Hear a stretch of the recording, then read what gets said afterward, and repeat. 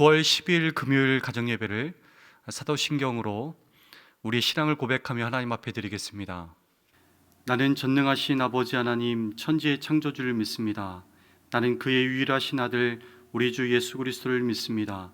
그는 성령으로 잉태되어 동정녀 마리아에게서 나시고 본디오 빌라도에게 고난받아 십자가에 못 박혀 죽으시고 장사된 지 사흘 만에 죽은 자 가운데서 다시 살아나셨으며 하늘에 오르시어 전능하신 아버지 하나님 우편에 앉아 계시다가 거기로부터 살아있는 자와 죽은 자를 심판하러 오십니다. 나는 성령을 믿으며 거룩한 공교회와 성도의 교제와 죄를 용서받는 것과 몸의 부활과 영생을 믿습니다. 아멘. 이 시간 주님 당신은 사랑의 빛이라는 이 찬양으로 믿음의 고백을 드리면서 하나님 앞에 온전함으로 나아가겠습니다.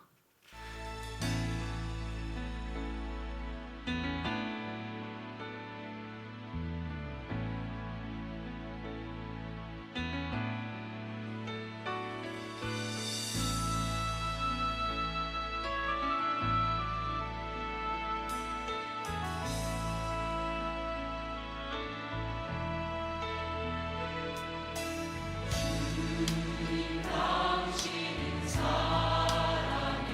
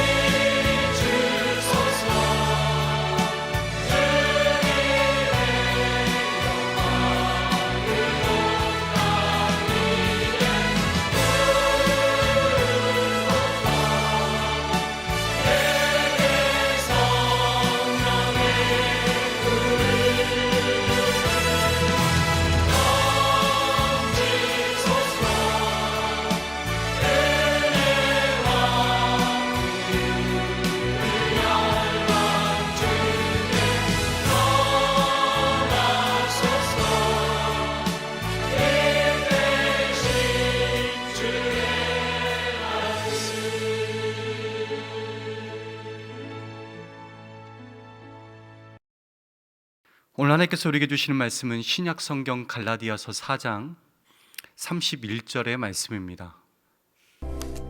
그런즉 형제들아, 우리는 여종의 자녀가 아니요 자유 있는 여자의 자녀니라. 오늘 본문에 보시면 아브라함의 두 아들에 대한 이야기가 나오죠. 한 아들은 여종에게서 육체를 따라 낳고, 다른 아들은 자유 있는 여자에게서 약속을 따라 태어났습니다. 이 이삭과 이스마엘 둘 다 아브라함의 아들이었습니다. 그러나 그들의 인생은요 전혀 달랐죠. 아브라함이 하갈을 통해서 이스마엘을 낳은 것은 하나님의 약속에 대한 불신의 결과였습니다.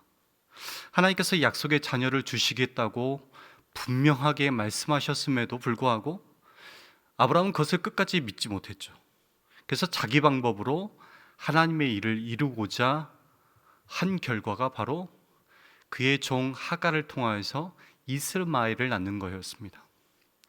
그러니 하갈과 이스마엘은 하나님의 약속을 믿지 않은 불신앙의 상징이었고, 그리고 불신앙의 결과였습니다. 여러분, 그 불신앙의 결과가 무엇이었을까요? 이 일로 말미암아서 가정이 하나 되지 못하는 거였죠. 가정 안에서 시기와 그리고 다툼이 일어나는 것이었습니다.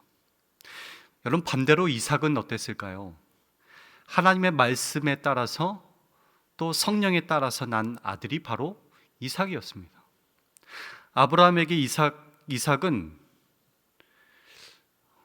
온 사랑을 받는 그런 아이였고, 그리고 종의 몸에서, 첩의 몸에서 난 아들이라는 그 어떤 꺼리낌도 없는 그런 아들이었습니다. 그러기에 이삭은요 모든 것에서 자유할 수 있었죠. 사도 바울은 이 이야기를 통해서 당시 예루살렘과 유대인들을 하갈과 그리고 이스마엘과 같다고 말합니다. 하나님께서 구약에서부터 계속해서 말씀하셨던 것, 약속하셨던 것이 바로 메시아, 구원자를 보내주시겠다는 것이었죠. 그런데 그분이 정말로 오셨음에도 그 약속을 믿지 않고 여전히 율법에 매여서 자신들이 만들어 놓은 구원의 길을 따라가고자 하는 이것이야말로 하나님을 향한 불신앙임을 오늘 사도 바울은 이 예루살렘과 그리고 유대인들을 향하여서 말하고 있습니다. 사도 바울은 다시 한번 힘줘 말하죠. 사라가 하나님의 약속에 따라 이삭을 낳고, 또 그런 이삭을 통하여서 하나님의 역사가 이루어져 나갔던 것처럼 약속을 따라 오신 분이 예수님이시고, 그런 예수님을 믿는 믿음의 사람들을 통하여서 하나님의 구원의 역사는 계속되어서 완성해 나간다고 이야기를 하고 있습니다. 그러나 오늘 사도 바울은 또 이런 얘기도 합니다. 육체를 따라 난 이스마엘이 성령을 따라 난 이삭을 받게 했던 것처럼 지금도 그런 일들이 일어날 것이라는 거죠. 하나님의 약속을 따라 살아가지 못하도록, 또 그 안에 머물지 못하도록 분열과 갈등을 일으킬 것이라고 이야기를 합니다.